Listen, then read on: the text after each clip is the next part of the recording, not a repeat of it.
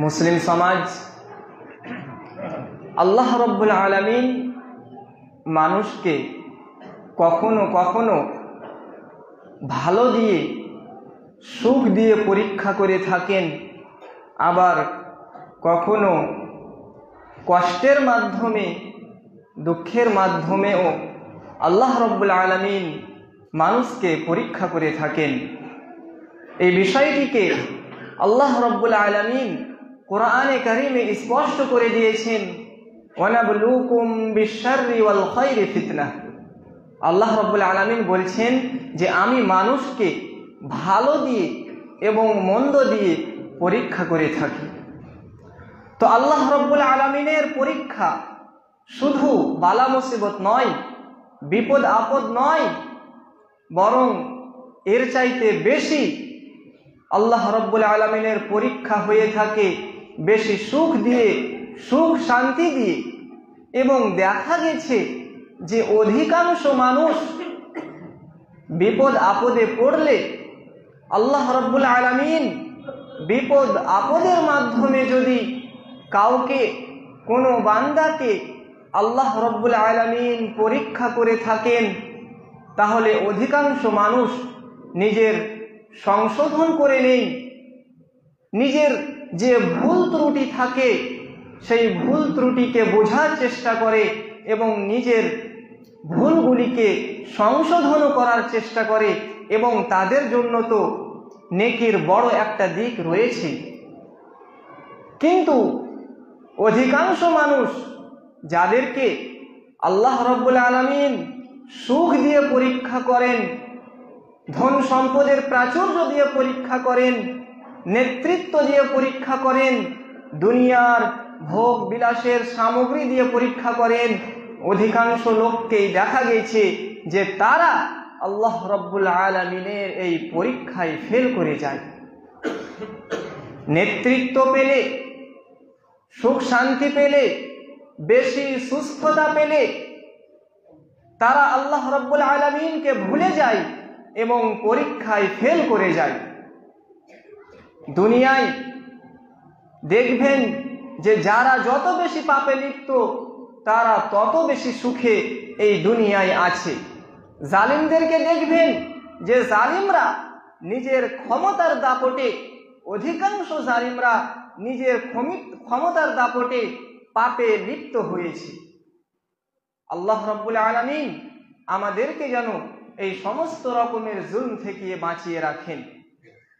তো অধিকাংশ মানুষ ধন সম্পদের অহংকারে পাপে লিপ্ত হয়েছে। তার মধ্যে একটি বড় ধরনের পাপ হচ্ছে অহংকার, নেতৃত্বের অহংকার, সুস্থতার অহংকার, ধন সম্পদের অহংকার, বংশে মর্যাদার অহংকার, দুনিয়ার ভোগ বিলাসের অহংকার, নেতৃত্বের অহংকার, ক্ষমতার অহংকার। অধিকাংশ মানুষ যাদের কাছে অহংকার আছে, যাদের কাছে ক্ষমতা রয়েছে, তারা অহংকারে এবং পাপে লিপ্ত হয়েছে। আল্লাহ রাব্বুল আলামিন ইরশাদ করেন, কাল্লা ইন্নাল ইনসানা লা ইয়াতগা আর রাআহু ইসতাগনা। নিশ্চিত মানুষ সীমা লঙ্ঘন করে, বাড়াবাড়ি করে পাপে লিপ্ত হয়ে যায় যখন নিজেকে অনুভব করে, নিজেকে দেখে যে সে অভাব মুক্ত হয়েছে। কারো পরোয়া করে না। সে যখন অভাব মুক্ত হয়ে যায় তখন সে এই দুনিয়ার বুকে কারো পরোয়া করে না যে সে আমার সাথে চলুক আর না চলুক, আমার কোনো যায় আসে না। আল্লাহ রাব্বুল আলামিন আগে আরো বলেন, ওয়ালাউ বাসাতাল্লাহুর রিজকা লিইবাদিহি লাবাগাউ ফিল আরদ। আল্লাহ রাব্বুল আলামিন বলছেন, ওয়ালাউ বাসাতাল্লাহুর রিজকা লিইবাদিহি লাবাগাউ ফিল আরদ। আল্লাহ রাব্বুল আলামিন যদি তার বান্দাদের জন্য ধন সম্পদকে প্রশস্ত করে দিত, ধন সম্পদ প্রচুর মাত্রায় যদি আমাদেরকে আল্লাহ রাব্বুল আলামিন দিয়ে দিতেন, তাহলে ভালো ভালো মানুষ এই দুনিয়ার বুকে পাপে লিপ্ত হতো, বিশৃঙ্খলা সৃষ্টি করত। এই দুনিয়ায় মানুষ শুধুমাত্র সুখ চাই, শান্তি চাই, সুস্থতা চাই, সে সুখের মাধ্যমে যদি সে জাহান্নামের রাস্তাকে বেছে নেয় তাও ভালো, কিন্তু সে সুখ চাই। এবং আজকে এই সুখের কারণেই অধিকাংশ মানুষ জাহান্নামের রাস্তাকে হারিয়ে ফেলেছে। এই দুনিয়ায় মানুষ শুধুমাত্র সুখ চাই, আর এই সুখের কারণেই আজকে আমরা জান্নাতের রাস্তা হারিয়ে ফেলেছি এবং জাহান্নামের রাস্তাকে অবলম্বন করেছি। এই দুনিয়ার বুকে আমাদের মাঝে যে বালা মুসিবত আসে, এতে প্রচুর হিকমত রয়েছে, রহস্য রয়েছে। বালা মুসিবতের হিকমত রহস্য নিয়ে অন্য কোনো এক জুমায় ইনশাআল্লাহ আপনাদের মাঝে আলোচনা করব, কিন্তু আজকে আমার আলোচনার বিষয়বস্তু হচ্ছে বালা মুসিবতের ফজিলত, উপকারিতা, লাভ কি রয়েছে। জি, বালা মুসিবত, দুঃখ, কষ্ট আমাদের ওপর আসলে এতে লাভও রয়েছে। আপনারা হয়তো হয়রান হবেন, আশ্চর্য হবেন যে বালা মুসিবতে, দুঃখে, কষ্টে আবার কিসের লাভ। বালা মুসিবতে লাভ রয়েছে কোরআন এবং হাদিস দ্বারা। আজকে এই জুমার খুতবায় আপনাদেরকে প্রমাণ করে দিব যে বালা মুসিবতে যত বেশি আপনি বালা মুসিবতে পড়বেন, আল্লাহ রাব্বুল আলামিন আপনার মর্যাদাকে তত বেশি উপরে করবেন, তত বেশি উঁচা করবেন। বালা মুসিবতে পড়লে আল্লাহ রাব্বুল আলামিন আপনার জন্য এই জান্নাত যাওয়ার রাস্তাকে আসান করে দেন। এবং বালা মুসিবতে পড়লে আপনি কোরআন হাদিস যদি আপনার জানা থাকে, কোরআন হাদিস যদি আপনি চর্চা করে থাকেন, তাহলে আপনার লাভ যে আপনি কখনো ভেঙে পড়বেন না। আপনি কখনো ভেঙে পড়বেন না, যতই বালা মুসিবত আসুক না কেন। নবী করিম সাল্লাল্লাহু আলাইহি ওয়াসাল্লামের উপর কত বালা মুসিবত এসেছে। যে যত বড় নেক বান্দা, যে যত বেশি নেক বান্দা, তার ওপর তত বেশি, তত বড় দুঃখ, কষ্ট, বালা মুসিবত এসে থাকে। এবং নবী করিম সাল্লাল্লাহু আলাইহি ওয়াসাল্লামের উপর অনেক বহু রকমের অত্যাচার, আজমাইশ এবং বালা মুসিবত এসেছে।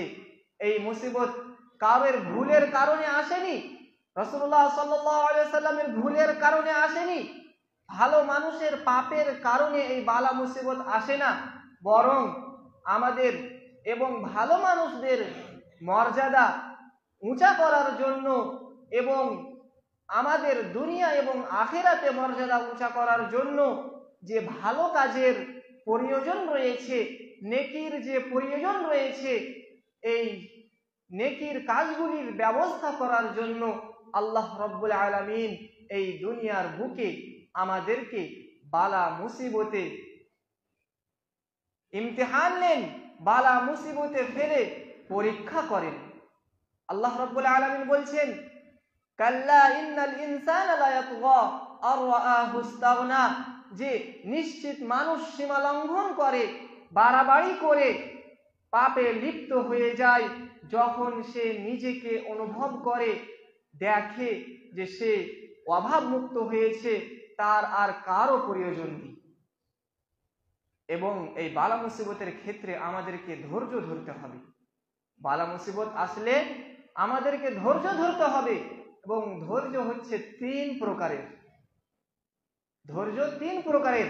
Number 1, as-sabru ala ta'atillah, as-sabru ala ta'atillah, আল্লাহর আনুগত্য, আল্লাহর সন্তুষ্টির কাজের ওপর ধৈর্য ধরা, আল্লাহর সন্তুষ্টিমূলক কাজের ওপর অটল থাকা।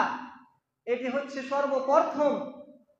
এই দুনিয়ার বুকে যেই মানুষ 5 ওয়াক্ত নিয়মিত নামাজ আদায় করে, জামাত সহকারে নামাজ আদায় করে, কোনোদিন ফজরের নামাজ মিস হয় না, এতে ধৈর্যের প্রয়োজন আসে না? নাই, নিশ্চয়ই এতে ধৈর্যের প্রয়োজন রয়েছে।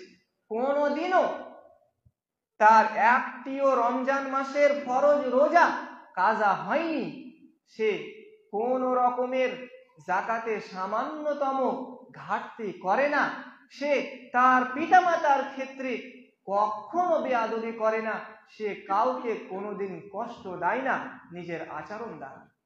এতে প্রচুর ধৈর্যের প্রয়োজন রয়েছে। তাহলে প্রথম নম্বর হচ্ছে আস-সাবরু আলা তাআতিল্লাহ, আল্লাহর আনুগত্য, আল্লাহর সন্তুষ্টি অর্জন করার ক্ষেত্রে ধৈর্য ধারণ করা। এবং 2 নম্বর ধৈর্য ধরা হচ্ছে আস-সাবরু আন মাসিয়াতিল্লাহ, আল্লাহর অসন্তুষ্টির কাজ থেকে বেঁচে থাকার ক্ষেত্রে ধৈর্য ধারণ করা। আল্লাহ যেই কাজগুলি থেকে আমাদের ওপর নারাজ হয়ে যাবেন, আল্লাহকে যেই কাজগুলি দ্বারা আমরা অসন্তুষ্টি করে দিব, আল্লাহকে অরাজি করে দিব, সেই কাজগুলি থেকে আমাদেরকে বেঁচে থাকতে হবে। অর্থাৎ গুনার কাজ থেকে, কাউকে দুঃখ কষ্ট দেওয়া থেকে, কাউরের ক্ষতি করা থেকে, কাউরের ধন সম্পদ মেরে নেওয়া থেকে আমাদেরকে বেঁচে থাকতে হবে। এবং আল্লাহ রাব্বুল আলামিনের যেই সমস্ত রকমের এই দুনিয়ার বুকে অসন্তুষ্টিমূলক কাজ রয়েছে, সেই কাজগুলি থেকে আমাদেরকে বিরত বেঁচে থাকতে হবে।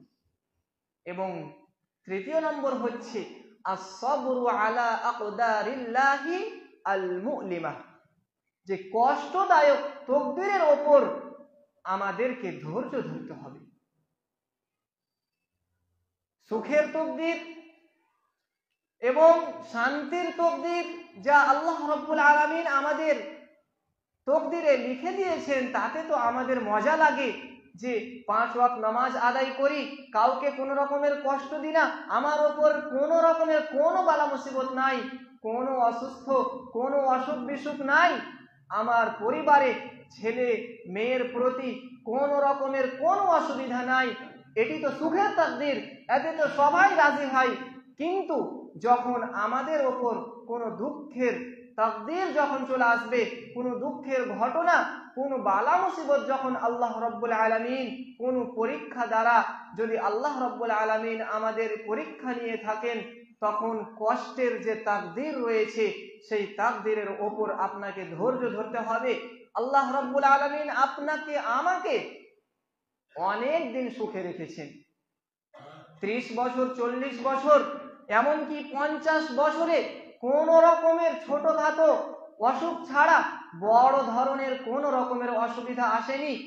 এতদিন তো আল্লাহ রাব্বুল আলামিন আমাকে সুখে রাখলেন। আল্লাহ রাব্বুল আলামিনের সুস্থতার সাথে ইবাদত করলাম, বান্দাগি করলাম, কিন্তু আজকে যে আল্লাহ রাব্বুল আলামিন আমার দ্বারা এই আজমাইশের দ্বারা আল্লাহ রাব্বুল আলামিন এই কষ্টদায়ক তকদিরের দ্বারা আল্লাহ রাব্বুল আলামিন আমাদেরকে আজকে যে পরীক্ষা করছেন, এতে আপনাকে ধৈর্য ধরতে হবে। তাহলে প্রথমটি হচ্ছে আস-সাবরু আলা তাআতিল্লাহ, আল্লাহর সন্তুষ্টির কাজের জন্য আপনাকে ধৈর্য ধরতে হবে। অর্থাৎ নেক কাজ যেগুলি রয়েছে সেইগুলিকে আপনাকে নিয়মিত পড়তে হবে এবং সেই কাজগুলির ক্ষেত্রে আপনাকে অটল থাকতে হবে। দ্বীনে ইসলামের যত রকমের ভালো কাজ রয়েছে সেই কাজগুলিকে আপনাকে করতে হবে। এবং 2 নম্বরে হচ্ছে আস-সাবরু আন মাসিয়াতিল্লাহ, আল্লাহ যেই কাজগুলি থেকে নারাজ হয়ে থাকে, অসন্তুষ্টিদায়ক কাজ, সেই কাজগুলি থেকে আপনাকে বিরত থাকতে হবে। এবং 3 নম্বর হচ্ছে আস-সাবরু আলা আকদারিল্লাহি আল মুলিমা, কষ্টদায়ক যে তকদির রয়েছে, যে বিপদ আপদ আমাদের ওপর রয়েছে, সেই বিপদ আপদের ওপর আমাদেরকে ধৈর্য ধরে থাকতে হবে। ধৈর্য ধরা এই বিষয়টি অত্যন্ত কষ্টদায়ক এবং অত্যন্ত কঠিন, অত্যন্ত গুরুত্বপূর্ণ।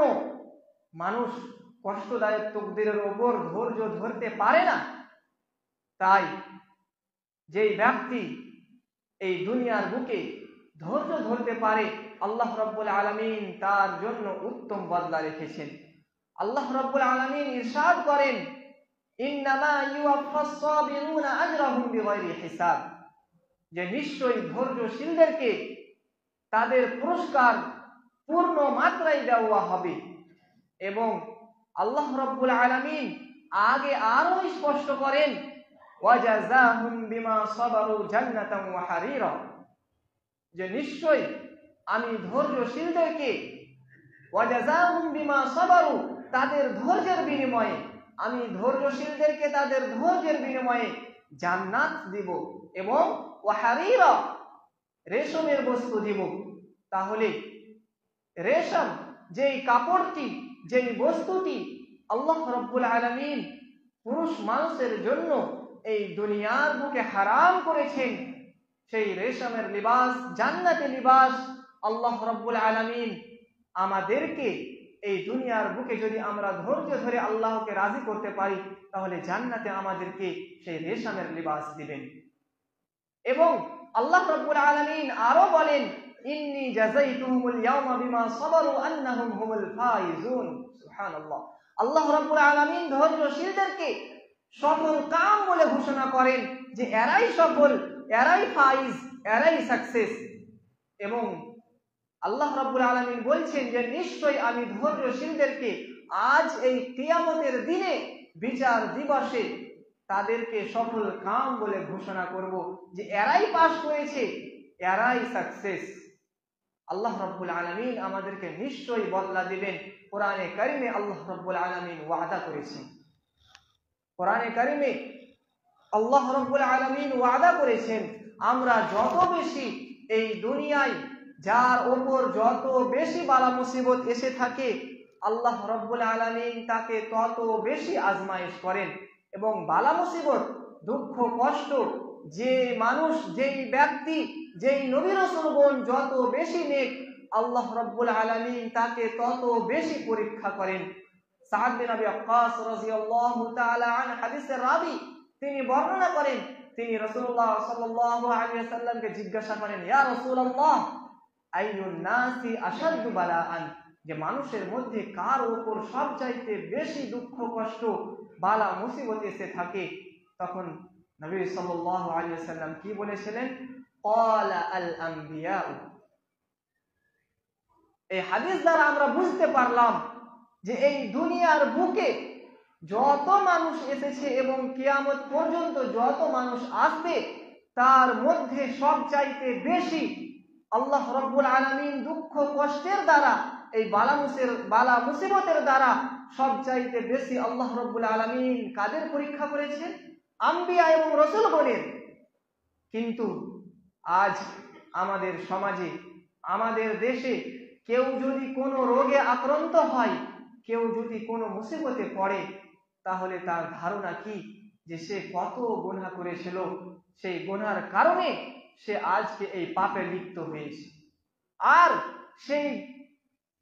সেই গুনার কাজ আর সেই দুঃখ কষ্ট, সেই রোগ যদি তার আর না সারে, তাহলে মানুষের চিন্তা ধারণাই পেতে যায় যে সে এই দুনিয়ার বুকে কত গুনাহ, কত বড় গুনার কাজ করেছে। জি না, এমনটি নয়। আল্লাহ রাব্বুল আলামিন এই দুনিয়ায় আমাদের মর্যাদাকে উঁচা করার জন্য আমাদের ইমতিহান, আমাদের ওপর বালা মুসিবত দ্বারা পরীক্ষা নিয়ে থাকেন। এবং নবী ও রাসূলগণের ওপর সবচাইতে বেশি বালা মুসিবত এসেছে। আপনাদেরকে আম্বিয়া ও রাসূলগণের ওপর যে বালা মুসিবত এসেছে সেইগুলি কিছু শোনালে আপনি বুঝতে পারবেন। কিন্তু নবী ও রাসূলগণের পর কার ওপর সবচাইতে বেশি বালা মুসিবত আসে? তো রাসূলুল্লাহ সাল্লাল্লাহু আলাইহি ওয়াসাল্লাম বললেন যে তুম্মাল আমসালু ফাল আমসাল, যে তারপর তার সাহাবা রিজওয়ানুল্লাহ আলাইহিম আজমাইন, তাদের উপর সবচাইতে বেশি বালা মুসিবত এসেছে। তারপরে তাবেঈন, তারপরে তাবা তাবেঈন, তারপরে আইম্মায়ে কেরাম, তারপরে যারা যত বেশি নেক বান্দা তাদের ওপর তত বেশি বালা মুসিবত আসে। তাহলে আমাদেরকে এই বালা মুসিবতের ক্ষেত্রে, এই দুঃখ কষ্টের ক্ষেত্রে আমাদেরকে ধৈর্য ধরতে হবে। ইনশাআল্লাহ তাআলা আল্লাহ রাব্বুল আলামিন নিজের ওয়াদা অনুযায়ী আমাদের মর্যাদাকে উঁচা করবেন এবং আমাদের গুনাহ খাতাকে ক্ষমা করবেন। সর্বপ্রথমে নূহ আলাইহিস সালাম, তিনার ওপর কত যে বালা মুসিবত এসেছে। তিনি 950 বছর পর্যন্ত এই দুনিয়ার বুকে দাওয়াতের কাজ চালিয়ে গেলেন, কিন্তু তার পরিণাম শুধুমাত্র কিছু লোক ঈমান নিয়ে এসেছিলেন। মনে রাখেন, 950 বছর, 950 বছর এখানে নাই, ও বরং কাছাকাছি 1000 বছর তিনি দাওয়াতের কাজ এক মহান রব্বুল আলামিনের দিকে আহ্বান করলেন, মানুষকে ডাকলেন, নিজের উম্মতকে ডাকলেন, কিন্তু শুধু অল্প মাত্র কিছু সংখ্যক মানুষ ছাড়া তিনার ডাকে কোনো মানুষ সাড়া দিলেন না। আল্লাহ রাব্বুল আলামিন ইরশাদ করেন, ওয়ামা আমানা মাআহু ইল্লা কালিল, যে নূহ আলাইহিস সালামের সাথে শুধুমাত্র কিছু অল্প সংখ্যক লোক ঈমান নিয়ে এসেছিলেন। তখন নূহ আলাইহিস সালাম আল্লাহ রাব্বুল আলামিনের কাছে দোয়া করলেন এবং আল্লাহ রাব্বুল আলামিনের হুকুম অনুযায়ী নূহ আলাইহিস সালাম নৌকা রেডি করলেন, কাশতি বানালেন এবং বন্যার দ্বারা আল্লাহ রাব্বুল আলামিন নূহ আলাইহিস সালামের কওমকে, এমনকি নূহ আলাইহিস সালামের নিজের সন্তানও ছিল সেই কাফের মুশরিকদের অন্তর্ভুক্ত, সকলকে আল্লাহ রাব্বুল আলামিন ধ্বংস করে দিলেন। তারপর নূহ আলাইহিস সালামের পর ইব্রাহিম আলাইহিস সালাম সবচাইতে বড় পরীক্ষা। ইব্রাহিম আলাইহিস সালামের ক্ষেত্রে আল্লাহ রাব্বুল আলামিন মুহাম্মদ সাল্লাল্লাহু আলাইহি ওয়াসাল্লামের পর সবচাইতে বেশি, সবচাইতে বড় যদি কাউকে এই বালা মুসিবত দ্বারা পরীক্ষা করে থাকেন তাহলে সেটি হচ্ছে ইব্রাহিম আলাইহিস সালাম। ইব্রাহিম আলাইহিস সালামকে তার বংশধরেরা নিজের বাসস্থান থেকে, নিজের দেশ থেকে তাড়িয়ে দিলেন, হিজরত করতে হলো, ইব্রাহিম আলাইহিস সালামকে একা বেরিয়ে পড়লেন। তারপর আবার ইব্রাহিম আলাইহিস সালামকে কাফের মুশরিকেরা, নাস্তিকেরা আগুনে ফেললেন এবং আগুনের শাস্তি কত কঠিন শাস্তি, সুবহানাল্লাহ। আল্লাহ রাব্বুল আলামিন যখন ইব্রাহিম আলাইহিস সালামকে তার কওমেরা, কাফির মুশরিকেরা আগুনে নিক্ষেপ করে, তখন আল্লাহ রাব্বুল আলামিন, আগুন কোন নবী রাসূলকে চেনে না, কোন মানুষকে চেনে না, আগুনের যে ক্ষমতা মানুষকে জ্বলিয়ে দেওয়া, আগুন জ্বলাবেই, আগুনের কাছ থেকে যখন আল্লাহ রাব্বুল আলামিন সেই ক্ষমতা কেড়ে নিলেন এবং আগুনকে যখন আল্লাহ রাব্বুল আলামিন হুকুম করলেন, কুলনা ইয়া নারু কুনি বারদান ওয়া সালামা, আগুনকে আল্লাহ রাব্বুল আলামিন বললেন, হে আগুন, কুনি বারদান ওয়া সালামান আলা ইব্রাহিম, তুমি ঠান্ডা হয়ে যাও এবং ইব্রাহিমের জন্য সহি সালামত ওয়ালা হয়ে যাও। তাহলে ইব্রাহিম আলাইহিস সালামকে কত বড় বালা মুসিবত দ্বারা আল্লাহ রাব্বুল আলামিন পরীক্ষা করেছিলেন।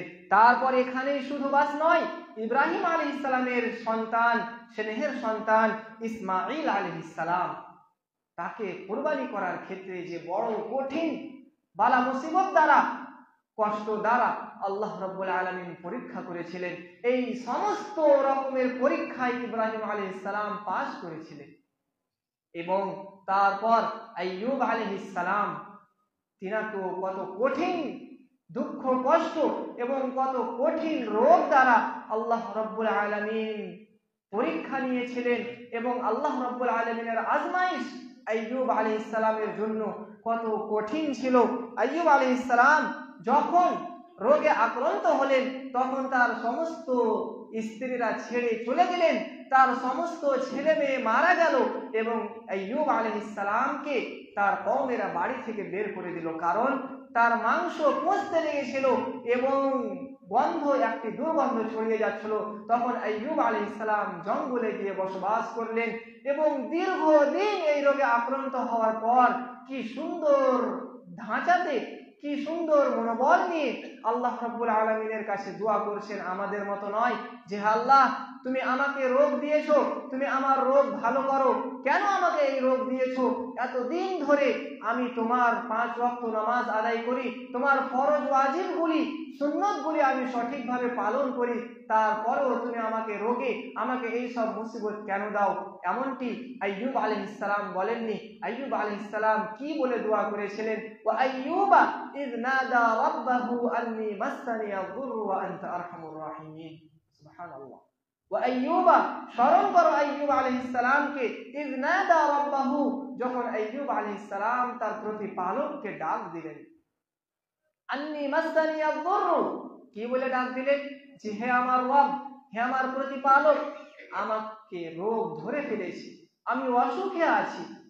এবং বলেননি যে তুমি আমার অসুখকে ভালো করে দাও, কি বলছেন? ওয়া আনতা আরহামুর রাহিমিন, তুমি সবচাইতে বড় দয়ালু। এই দুনিয়ার বুকে তোমার মতো দয়া করনেওয়ালা কেউ নাই, বরং তুমি আমার উপর দয়া করো। এবং মুহাম্মদ সাল্লাল্লাহু আলাইহি সাল্লামের উপর কোন ধরনের না অত্যাচার করেনি কাফেরেরা। মুহাম্মদ আলাইহিস সালামের ক্ষেত্রে যে বিষে মাংসতে বিষ মিশানো সেটা তো আছেই, কিন্তু আরেকদিন নবী সাল্লাল্লাহু আলাইহি সাল্লাম আবু বকর এবং ওমর রাদিয়াল্লাহু তাআলা আনহুকে নিয়ে বনু নাজিরদের একটি ফায়সালা করতে গিয়েছিলেন। সেখানে বনু নাজিরেরা ইহুদিরা আগে থেকেই চক্রান্ত চলে ছাদের ওপরে এক ব্যক্তিকে পাথর নিয়ে আগে থেকেই রেডি করেছিলেন যে যেমনই নবী সাল্লাল্লাহু আলাইহি সাল্লাম এখানে বিচার করতে বসবেন, ফায়সালা করতে বসবেন, তেমনই তিনি উপর থেকে পাথর নিক্ষেপ করে একদম নবী সাল্লাল্লাহু আলাইহি সাল্লামকে মেরে ফেলবেন। কিন্তু আল্লাহ রাব্বুল আলামিন ওহীর দ্বারা মুহাম্মদ সাল্লাল্লাহু আলাইহি সাল্লামকে জানিয়ে দিলেন এবং মুহাম্মদ সাল্লাল্লাহু আলাইহি সাল্লাম সেখান থেকে চলে গেলেন এবং বললেন যে এরা আমাকে মারার চক্রান্ত করেছিল। এমন বহু রকমের ঘটনা বহু নবীর ক্ষেত্রে আল্লাহ রাব্বুল আলামিন বলেছেন। তাহলে আমরা বুঝতে পারলাম যে আমাদের ওপর যদি দুঃখ কষ্ট আসে, বালা মুসিবত আসে, তাহলে শুধুমাত্র এই ভাববেন না যে আমাদের পাপের ক্ষেত্রে এসেছে, না, তার চাইতে বড় দিক হচ্ছে যে আমাদের মর্যাদা, আমাদের পাপকে আল্লাহ রাব্বুল আলামিন ক্ষমা করার জন্য আমাদেরকে এই বালা মুসিবতে ফেলে থাকেন এবং আল্লাহ রাব্বুল আলামিন আমাদের মর্যাদাকে উঁচা করে থাকেন। পরিশেষে আল্লাহ রাব্বুল আলামিনের কাছে দোয়া করি, হে রাব্বুল আলামিন তুমি আমাদেরকে ক্ষমা করো, আমরা গুনাহগার বান্দা, তুমি আমাদেরকে ক্ষমা করো এবং আমাদের ঈমান অনুযায়ী, আমাদের শক্তি অনুযায়ী তুমি আমাদেরকে বালা মুসিবত দ্বারা পরীক্ষা নাও। আমাদের এত বেশি পরীক্ষায় ফেলিও না যে আমাদের ধৈর্যের সীমা পার হয়ে যাবে। আমরা যেন তোমাকে সব সময় এক বলে এবং তোমাকেই যেন আমরা সর্বশেষ মাবুদ বলে আমরা মানতে পারি এবং তোমার কোরআন এবং হাদিসের ওপর আমাদেরকে শেষ পর্যন্ত অটল থাকার তৌফিক দান করো। আমিন। আকুলু কওলি হাযা ওয়া আস্তাগফিরুল্লাহ লি ওয়া লাকুম ওয়া লিসাইরিল মুসলিমিনা মিন কুল্লি যামব ফাস্তাগফিরুহু ইন্নাহু হুয়াল গফুরুর রহিম।